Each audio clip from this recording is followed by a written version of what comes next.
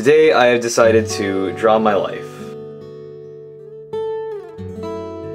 It all started in a hospital on April 2nd, 1999, which means that I'm 13, and my mom spread her legs, and out I came. My earliest memories are in my childhood house in New Jersey.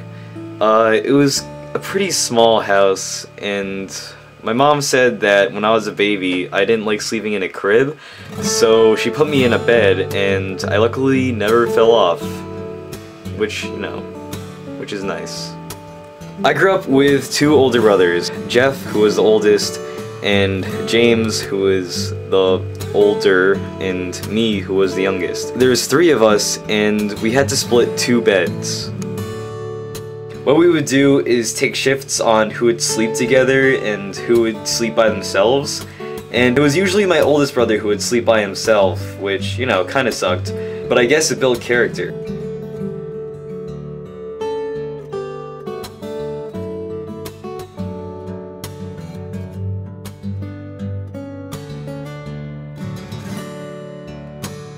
When my brothers were at school, I would just stay home and play Nintendo, such as Donkey Kong 64, Banjo-Kazooie, Super Mario 64, and I am sorry for that awful drawing of a Nintendo 64 controller.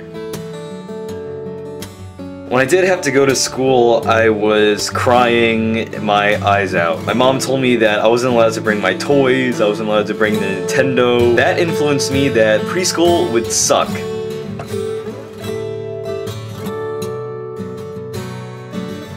When I was done crying, I ended up becoming friends with a new kid, and all I remember from preschool is that my teacher said I had long eyelashes and I wrote weird. The kids on my block would tease me because I didn't really know how to ride a bike, and how could you blame me for that? I was like 4 years old. But I did learn how to ride a bike eventually when I moved to New York, and when I had to move, I had to end my relationship with my friend, which sucked. When I moved to my new neighborhood, I started to wander. While I was wandering, I noticed kids playing kickball in a front lawn. So I decided to join them because it looked cool.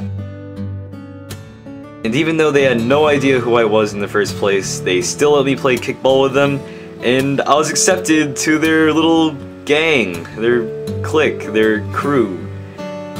Which is pretty funny because I'm good friends with those people today, and I met them by just walking up to them and started kicking the ball that they were throwing. It's actually pretty scary to think of what it would be like if I hadn't met them, because I'd be a pretty lonely person.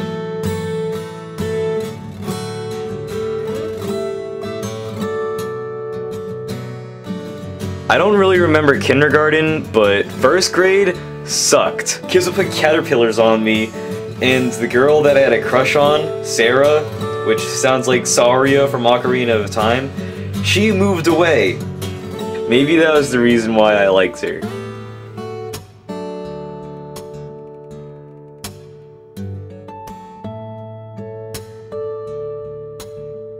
In second grade, I was kind of a bad kid. I got in trouble a lot, and I didn't really do good on my grades, and a lot of people thought I was stupid, so in third grade, to avoid being called stupid, I actually took third grade seriously.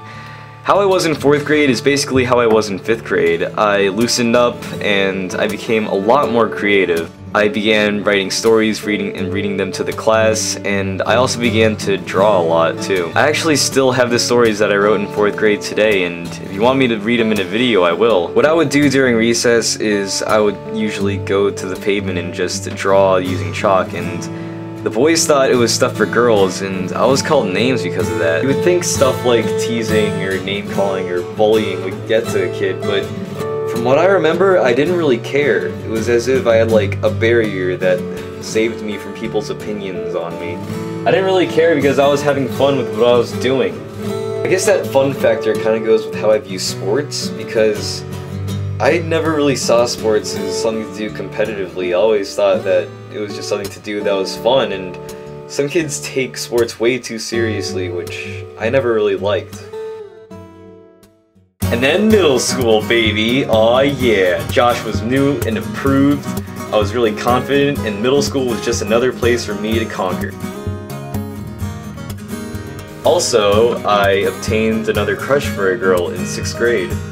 Well, I actually had the confidence to ask out, but sadly, she didn't say yes, and I guess she didn't say no, which is good. She said, "What?" Oh, and I also asked her out over text. Smooth.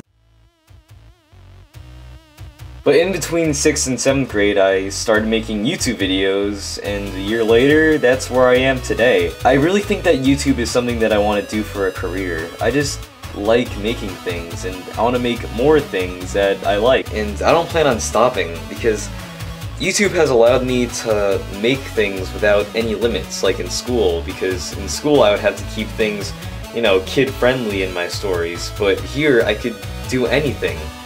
And I feel like right now, even though it's been a year, it's just the beginning, and I hope that you can come with me on this radical journey of making content for you guys.